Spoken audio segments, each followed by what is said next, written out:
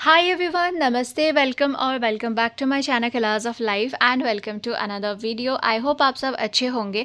तो आज से इस चैनल पे मैं एक सीरीज़ स्टार्ट कर रही हूँ जिसका 5 to 6 एपिसोड्स होने वाला है, CNS TB सर्वाइवर जर्नी। तो मैंने 2 साल पहले एक वीडियो बनाया था। उस टाइम मेरा ट्रीटमेंट चल रहा था, 9 to 10 मंथ हुआ था। तो उस टाइम मैंने काफ़ी चीज़ें शेयर करी थी स्टार्टिंग में जो कुछ भी हुआ उसके रिलेटेड। लेकिन अभी काफ़ी टाइम हो गया है, 3 साल मैंने ट्रीटमेंट लिया है, मेरा ट्रीटमेंट ख़त्म हो गया है और कुछ नए सब्सक्राइबर्स भी जुड़े हुए हैं जिनको पता नहीं है वो चीज़ें। तो मैं यहाँ पे शेयर करी हूँ 5 से 6 एपिसोड्स में जितने भी 3 इयर्स में जो कुछ भी हुआ, कितने मैंने टेस्ट कराए, क्या कॉम्प्लिकेशंस हुए, क्या साइड इफ़ेक्ट्स हुए, वो सब जो है मैं इस सीरीज़ में शेयर करने वाली हूँ। So if you new here, hi, my name is Aarti. I make health related videos या specially videos related to tuberculosis because I am a brain, spine and lungs TB survivor. So if you new here, please hit that subscribe button and आज का video start करते हैं। सो सबसे पहले आज के part में हम बात करेंगे मेरे सिम्टम्स के बारे में। मुझे brain and spine TB diagnose हुआ था अलॉन्ग विद हाइड्रोसेफेलस 22 इयर्स की एज में 2021 में। तो मैं बचपन से ही थोड़ा सेंसिटिव थी, मुझे बीमारी थोड़ा थोड़ा होता रहता था। ये ब्रेन TB होने से पहले भी मैं 3 बार जितना हॉस्पिटल एडमिट रह चुकी थी। और जो है मुझे क्लास 9 या क्लास 10 से मुझे माइग्रेन था, मुझे साइनसाइटिस था और मुझे हेडेक बहुत ज़्यादा फ्रीक्वेंटली हेडेक रहता था, जिसकी वजह से मैं माइग्रेन की मेडिसिन लेती थी। मैं डेली स्टीम करती थी, अभी मैं डेली स्टीम करती हूँ, मुझे माइग्रेन और साइनसाइटिस दोनों है। तो 2020 के दिसंबर में जो है मुझे हेडेक होने लगा। तो मेरे सिम्टम्स यही थे, मुझे 2020 के दिसंबर में मुझे हेडेक होने लगा था। जब हेडेक हुआ तो नॉर्मली मैं पास के क्लिनिक में गई, वहाँ से मैंने शायद 10-15 दिन मेडिसिन लिए। और जब मुझे बहुत ज़्यादा होने लगा हेडेक तो मैं सुबह में जाती थी, वहाँ पे मेडिसिन देते थे, मुझे इंजेक्शन देते थे पेन किलर का, 2-3 घंटे डे केयर में एडमिट कर दिया। उसके बाद फिर से मुझे घर भेज दिया और जो पेन किलर दिया था वो पेन किलर खाने से मुझे 2-3 घंटा आराम मिलता था। उसके बाद मुझे दिन भर रात भर हेडेक होता था। मेरी हालत ऐसी हो गई थी कि मैं मुश्किल से फेस वॉश करती थी, मैं हेयर भी कोम नहीं करती थी, कुछ भी नहीं करती थी क्योंकि इतना ज़्यादा पेन होता था। तो एक दिन मुझे वैसे ही हेडेक बहुत ज़्यादा हुआ और मुझे जो है यहाँ पे एक क्लिनिक नॉर्मल पास में क्लिनिक गई थी और दूसरा यहाँ पे बैंगलोर में एक बहुत अच्छा न्यूरो का हॉस्पिटल मानते हैं, वहाँ पे लेके गए थे मुझे। और वहाँ पे जब मुझे लेके गए तो वहाँ पे मुझे MRI किया था, मेरा ब्रेन का MRI किया था, मेरा ब्रेन का CT किया था। लेकिन मेरे ब्रेन के MRI और मेरे ब्रेन के CT में कुछ भी नहीं आया, रिपोर्ट नॉर्मल आया। तो वहाँ के डॉक्टर ने भी मुझे माइग्रेन की ही मेडिसिन दी और उससे पहले से ही मैं वहीं से माइग्रेन की मेडिसिन लेती थी, तो उन्होंने वहाँ पे भी मुझे माइग्रेन की मेडिसिन दी। और उसके बाद मेरी हालत बहुत ख़राब हुई तो पास के एक हॉस्पिटल में मुझे ले जाके एडमिट किया गया। और जिस दिन मुझे एडमिट किया उसी दिन जो है मुझे वॉमिटिंग भी हो रहा था। हेडेक के साथ साथ मेरा स्टार्टिंग में जो मेरा सिम्टम था वो हेडेक के साथ साथ मेरा वॉमिटिंग था। वेट लॉस हो रहा था, वेट लॉस भी हुआ था, काफ़ी 5-6 kg वेट लॉस हुआ था। तो मुझे हेडेक और वॉमिटिंग और वेट लॉस और फीवर भी था, थोड़ा थोड़ा फीवर भी था। तो मेरे मेन सिम्टम्स जो है ब्रेन TB और स्पाइन TB की यही थे, मुझे हेडेक था, वॉमिटिंग था, फीवर थोड़ा थोड़ा था और वेट लॉस हुआ था।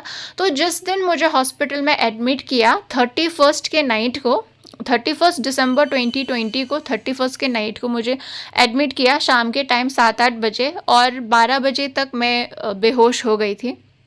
तो 31 के दिसंबर के नाइट के 12 बजे से जो मैं बेहोश रही, उसके बाद मेरा 45 डेज़ बाद ही मेरा होश आया था। उस दिन के बाद में मुझे वहाँ पे क्या हुआ मुझे कुछ नहीं पता है, 45 डेज़ बाद में मेरा होश आया था।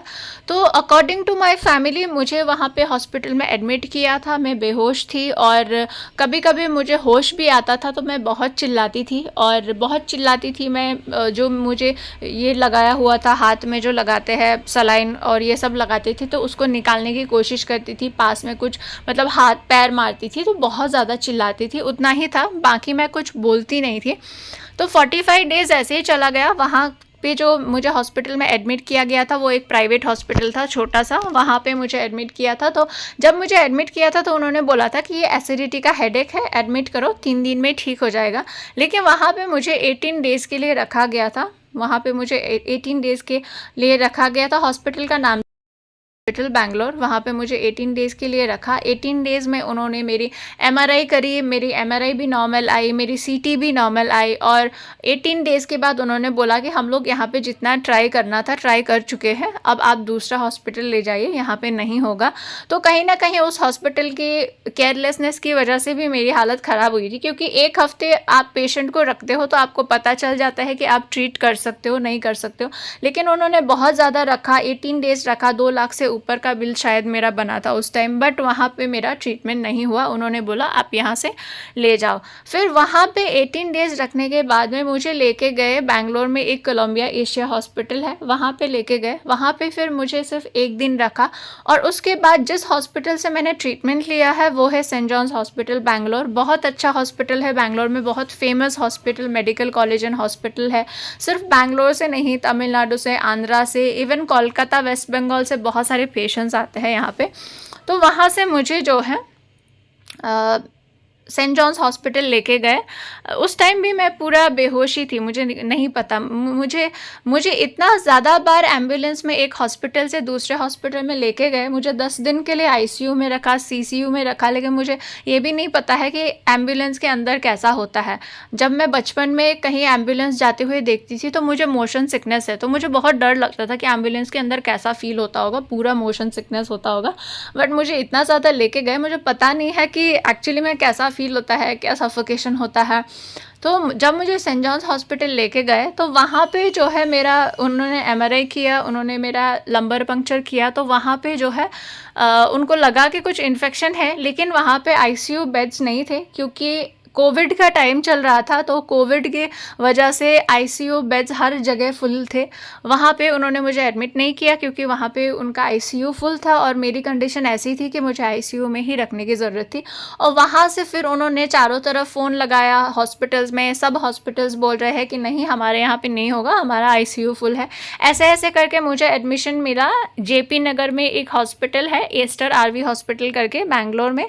ये हॉस्पिटल्स के नाम इसलिए बता रही हूँ क्योंकि अगर कोई बैंगलोर का है तो उनको वो जानते हैं। तो मुझे जेपी नगर में एस्टर आरवी हॉस्पिटल में रखा। तो Aster RV hospital private hospital है, काफ़ी एक्सपेंसिव भी है सेंट जॉन्स इनके कंपैरिजन में। तो वहाँ पे मुझे लेके गए और वहाँ पे मुझे एडमिट किया। और वहाँ पे एस्टर आरवी हॉस्पिटल में एडमिट करने के बाद मुझे एमआरआई किया, फिर से मेरा लंबर पंक्चर हुआ। 20-25 दिन की बेहोश रहने के बाद शायद मेरा 3rd एमआरआई था वहाँ पे, या फिर 4th एमआरआई था, क्योंकि उससे पहले के हॉस्पिटल्स में भी काफ़ी एमआरआई हो चुके थे मेरे, लेकिन वहाँ पे कुछ नहीं दिखाया था। तो 20-25 दिन बेहोश रहने के बाद एस्टर आरवी हॉस्पिटल में मेरी बीमारी डायग्नोज हुआ। उन्होंने बोला कि मुझे मल्टीपल ब्रेन स्ट्रोक्स आए हैं, मैं आईसीयू में थी, और मुझे हाइड्रोसेफेलस डायग्नोज हुआ था। उसके साथ में मुझे brain TB, spine TB, brain में स्वेलिंग था, स्पाइनल कॉर्ड में स्वेलिंग था, जो माइलाइटिस मेरा अभी भी है वो भी था। तो ब्रेन टीबी, स्पाइन टीबी, ये तो आप लोगों को पता है। हाइड्रोसेफेलस क्या होता है? Hydrocephalus is again a life threatening condition. अगर सही टाइम पे इलाज ना हो तो इंसान की जान जा सकती है। और खुद से मैंने अपने अराउंड में बहुत सारे ऐसे लोगों को देखा है जिनके हाइड्रोसेफेलस की वजह से डेथ हुई है। तो हाइड्रोसेफेलस में क्या होता है कि आपके ब्रेन और स्पाइनल कॉर्ड में एक फ्लूइड होता है, सीएसएफ फ्लूइड, सेरेब्रोस्पाइनल फ्लूइड। वो आपके ब्रेन और स्पाइनल कॉर्ड को इंजरी से प्रोटेक्ट करता है। लेकिन अगर वो फ्लूइड आपके ब्रेन में एक्यूमुलेट हो जाता है, जमा हो जाता है, तो उसको हाइड्रोसेफेलस कहते हैं। नॉर्मली किसी बच्चे को आपने कहीं पे डोनेशन प्लेटफॉर्म वगैरह में देखा होगा कि बच्चों का जो सर होता है वो थोड़ा बड़ा होता है, हेड का साइज़ एनलार्ज होता है बच्चों में, और नॉर्मली हम बोलते हैं कि बच्चे के ब्रेन में पानी जमा हुआ है। तो उस टाइम भी डॉक्टर ने यही बोला था कि आपकी बेटी के ब्रेन में पानी जमा हुआ है। तो वो सीएसएफ फ्लूइड आपके ब्रेन में जो है एक्यूमुलेट होता है, तो उसको हाइड्रोसेफेलस बोलते हैं। और उसमें भी वही सिम्टम्स होते हैं, हेडेक होता है, इंसान बेहोश हो जाता है, कोमा में भी जा सकता है, तो यही सब होता है।